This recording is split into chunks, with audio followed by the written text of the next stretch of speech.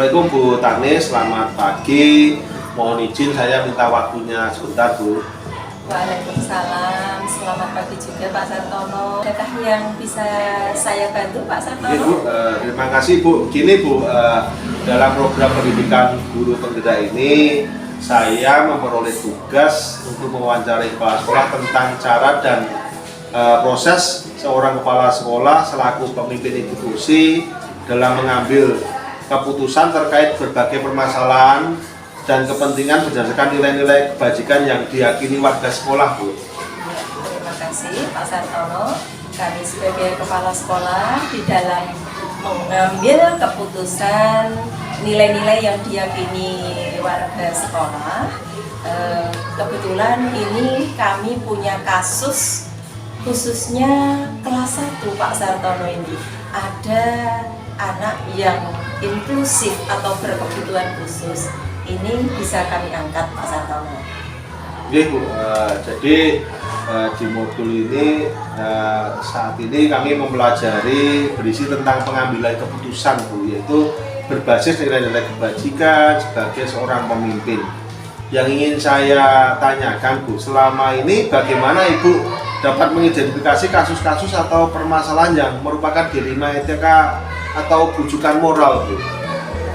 Terima kasih Pak Sartono. Di sini tadi kami sampaikan, khususnya siswa kami yang kelas 1 ini, pertama memang kami mengidentifikasi masalahnya. Disuruh masuk kelas tidak mau, waktunya diajar malah keluar kelas dalam mendidik anak tersebut.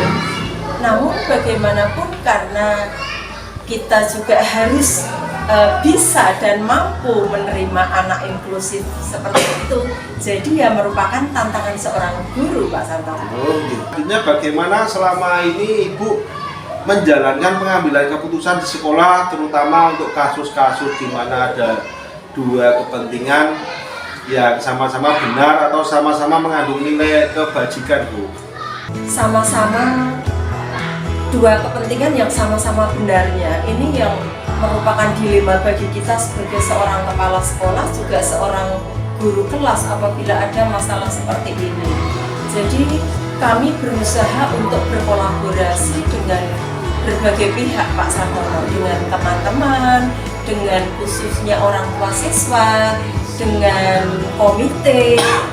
Kami berdiskusi, berkolaborasi, baiknya bagaimana ambil langkah untuk bekerja sama dengan instansi terkait, yaitu pihak puskesmas dan paguyuban UKS Pak.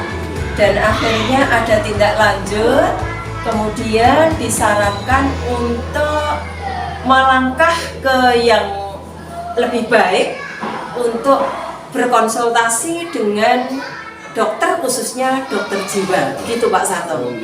Bagus sekali Bu. Ibu telah menempuh prosedur yang tepat dan sesuai. Ibu juga telah melakukan refleksi atas keputusan yang telah diambil sebagai bentuk tanggung jawab dan memikirkan tindak lanjutnya.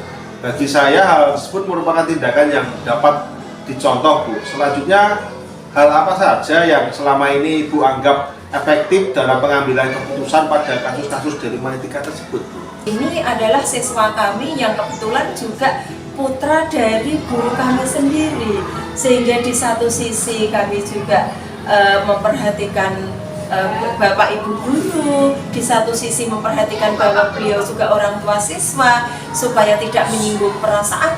Jadi bagaimana kami bisa melakukan hal tersebut, sehingga kami mengadakan benar-benar kerjasama yang baik, koordinasi yang baik, jangan sampai menyinggung perasaan. Dan akhirnya kami bisa melaksanakan keputusan yang tidak menyinggung siapapun dan demi kepentingan banyak orang. Gini Bu, lalu apakah Ibu memiliki sebuah tata kelola atau jadwal tertentu dalam sebuah penyelesaian kasus dilema etika? Apakah Ibu langsung menyelesaikan di tempat saat itu atau lebih memiliki jadwal untuk menyelesaikan bentuk atau prosedur seperti apa yang Ibu jalankan selama ini Bu? Sebenarnya kami itu menjadwalkan Pak untuk menyelesaikan kasus karena kami setiap 1 bulan sekali itu mengadakan rapat dewan guru atau rapat sekolah. Namun kalau kasus yang segera dilaksanakan, kami langsung laksanakan di tempat dan kami selesaikan di tempat. Namun kalau kasus untuk anak inklusif ini, nuwun sewu Pak Sartono, tidak bisa diselesaikan sekaligus. Jadi kita menyelesaikannya secara bertahap. Dilaksanakan 2 hari, yaitu hari Selasa dan Kamis, karena dokter jiwanya pada saat ini yang ada hanya tingkat kabupaten, sehingga setiap Selasa dan Kamis siswa kami dengan berkolaborasi dengan orang tua tadi selalu diperiksakan dan dibawa ke RSUD Kabupaten Blora, Pak Sartono. Iya, baik sekali Bu. Selanjutnya, adakah seseorang atau faktor-faktor apa yang selama ini mempermudah atau membantu Ibu dalam mengambil keputusan terkait kasus-kasus delima seperti ini Bu? Terima kasih Pak Sartono. Banyak sekali sebenarnya, kita bekerja itu tidak sendiri Pak Sartono. Di kiri kanan kita banyak yang mendukung, terutama kalau kami sebagai kepala sekolah di SDN 1 Pojok-Watu, tanpa bantuan dari teman-teman guru tidak akan kami bisa bekerja. Jadi pertama yang mendukung kami adalah teman-teman guru, kemudian orang tua siswa, komite, kemudian stakeholder terdekat. Itu Pak Sartono. Ini Bu, mungkin gini Bu, dari semua hal yang telah Ibu sampaikan, pembelajaran apa yang dapat Ibu petik atau hal menarik apa terkait pengalaman Ibu dalam mengambil keputusan dilema etika tersebut? Pembelajaran yang kita ambil, yang penting kita bisa mengambil keputusan yang tepat, yang bisa dinilai kebermanfaatannya untuk banyak pihak Pak, banyak orang. Jadi tidak ada salah satu orang yang dirugikan, karena dilema etika ini memang benar-benar berat tadi karena sama-sama dua kepentingan itu sama-sama benarnya begitu. Kita harus benar-benar bijaksana dalam mengambil keputusan.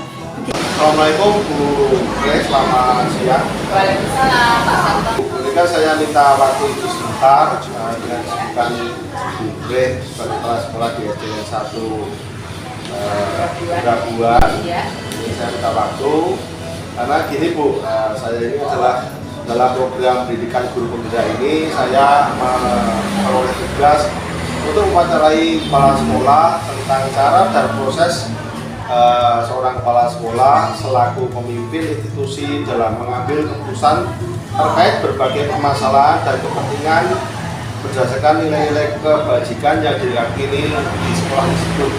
Iya, bisa boleh. Bagaimana Ibu dapat mengidentifikasi kasus-kasus atau permasalahan yang merupakan dilema etika atau bujukan moral Bu? Jadi penyelesaiannya itu sebagai pemimpin itu bagaimana Bu? Iya, begini Pak Sartono, memang kemarin SD saya itu ada sedikit permasalahan tentang anak. Kemarin itu saya mendapatkan informasi dari guru kelas 1 bahwa kelas 1 itu ada yang sedikit agresif, ada yang sedikit aktif ya sama temannya, maksudnya itu nakali sama temannya sendiri. Nah, dan itu ada satu anak yang sampai ketakutan sama anak tersebut. Nah, pada waktu itu anaknya itu nangis terus, nggak mau masuk sekolah, itu nganter sama ibunya nggak boleh pulang, seperti itu. Kemudian saya panggil anak tersebut, saya tanya kenapa kamu, saya bilang seperti itu. Terus dua-duanya saya tanya, ya, memang anak kecil jadinya kemudian takut untuk jujur, jadinya sama-sama ingin menunjukkan kebenarannya, tidak ada yang salah seperti itu. Memang tidak seperti itu. Ternyata setelah saya sering dididik itu memang orang tuanya itu baru pisahkan, bapaknya ada di Jakarta, ibunya di Labuan. Mungkin anak itu ya kurang kasih sayang sama orang tua, bisa aja. Iya, betul. Langkah-langkah saya dalam menangani anak tersebut. Kemudian saya koordinasi sama teman-teman sekolah ya, terutama sama yang sudah senior. Saya rapatkan bagaimana untuk menangani agar pembelajarannya tetap berjalan dengan lancar. trauma dan takut mendekat sekali. Jadi terus setelah saya koordinasi dengan teman sekolahan, kemudian sama orang tuanya, untuk sementara waktu ini saya pisah dalam pembelajarannya. Jadi yang anak agresif itu tadi saya taruh di kantor dalam pembelajarannya, yang lainnya ada di dalam kelas. Itu pun saya sudah koordinasi sama orang tua, orang tua saya kasih tahu seperti itu. Ternyata orang tuanya juga menerima bagaimana baiknya Bapak Ibu guru di dalam mengatasi hal tersebut. Orang tua itu sudah pasrah seperti itu, jadi nggak apa-apa. Ya.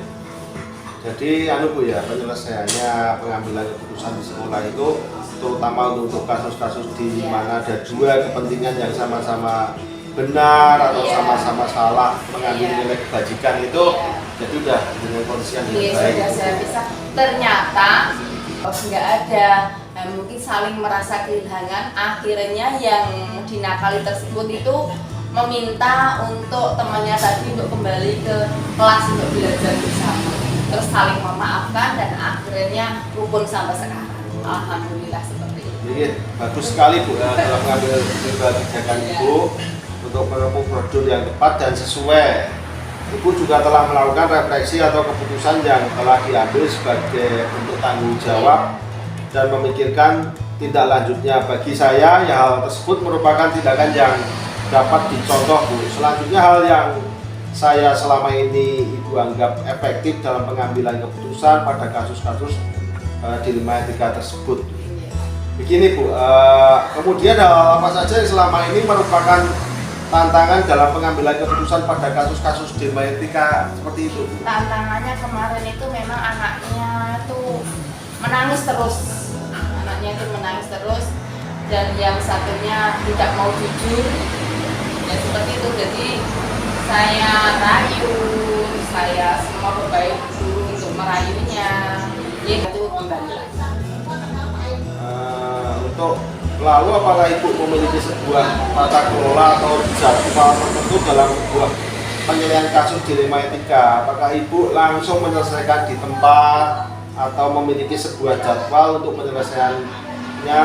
Bentuk atau prosedur yang seperti apa yang Ibu jalankan di SDN 1 Brabuan Bu? Iya. Memang kami kemarin itu belum membuat jadwal. Setelah kejadian ini, kemarin itu saya selesaikan langsung pada di depan itu aja Pak. Nanti setelah kejadian ini nanti saya kedepannya akan membuat jadwal. Nah, adakah seseorang atau faktor-faktor yang selama ini mempermudah atau membantu Ibu dalam mengambil suatu keputusan terkait kasus-kasus dilema etika itu? Ada. Yang pertama itu guru yang sudah senior. Yang kedua, alhamdulillah di SD saya ada guru yang ikut guru penggerak ini. Jadinya saya bermusyawarah dengan guru tersebut, kemudian sama orang tua. Dari semua kejadian ini atau yang Ibu sampaikan tadi, pembelajaran apa yang dapat Ibu petik atau hal menarik yang terkait pengalaman Ibu dalam mengambil keputusan dilema etika tersebut? Dengan kejadian seperti ini, saya mengambil kesimpulan selama ini guru kelas 1 harus mengawasi terus di dalam pembelajaran muridnya tadi, mulai dari datang sampai pulang. Biasanya kan Bapak Ibu guru kalau istirahat kan pada ke kantor. Tapi untuk sementara ini yang guru kelas 1 saya suruh untuk memantau terus bagaimana perkembangan siswa tersebut. Seperti itu. Jadi kita lebih waspada lagi biar tidak terjadi kejadian seperti itu lagi. Jadi insya Allah saya akan mencontoh apa yang sudah Ibu sampaikan. Mudah-mudahan jika nanti saya menjadi atau menghadapi permasalahan yang seperti Ibu alami, saya juga dapat mengambil kebijakan yang saya